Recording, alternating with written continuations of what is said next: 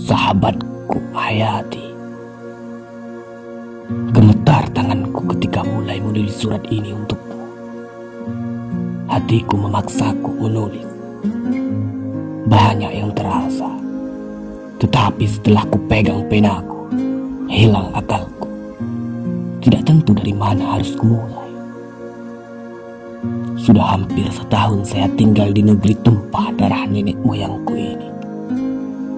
Oh Hayati, saya telah dibuaikan oleh mimpi dahulunya, oleh kuatnya bekas dendang dan nyanyian ayahku, seketika saya masih dalam pangkuannya. Tanahmu yang indah, bahkan tanahku juga, Minangkabau, sentiasa berdiri dalam semangatku. Sehingga sejak saya tahu menyebut nama negeri Padang, tanah ini telah terbayang dalam khayalku. Angan-angan dan khayal yang demikianlah yang menyampaikan langkahku kemari. Sebab di negeri Makassar sendiri, saya dipandang orang Padang, bukan orang asli Bugis atau Makassar. Sebab itu pula, di sana saya rasa sentiasa dalam kesepian.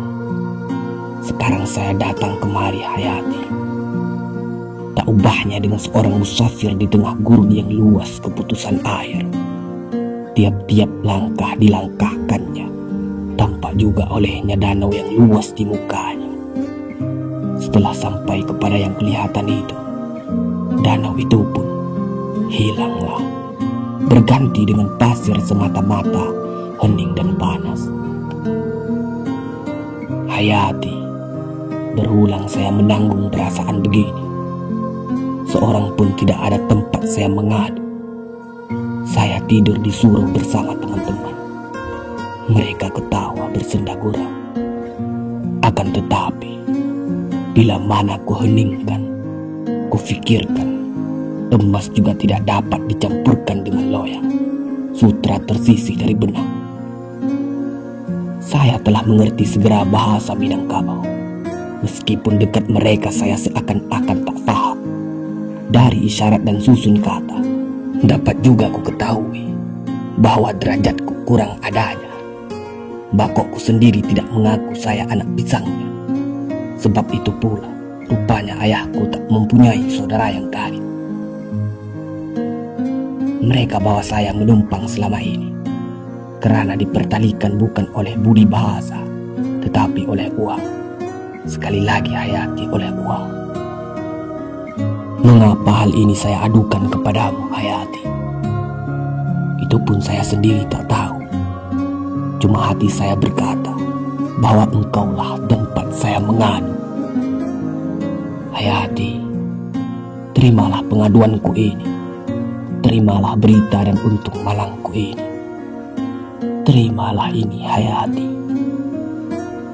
Perkenankanlah seruan dari hati yang dhaif. Hati seorang makhluk yang dari masa dalam kandungan ibu telah ditunggu oleh rantai yang bertali-tali dari kemalangan. Ayahku telah mati, dan ibuku demikian pula. Bakokku tak mengakui aku keluarganya. Di Makassar hanya tinggal seorang ibu angkat.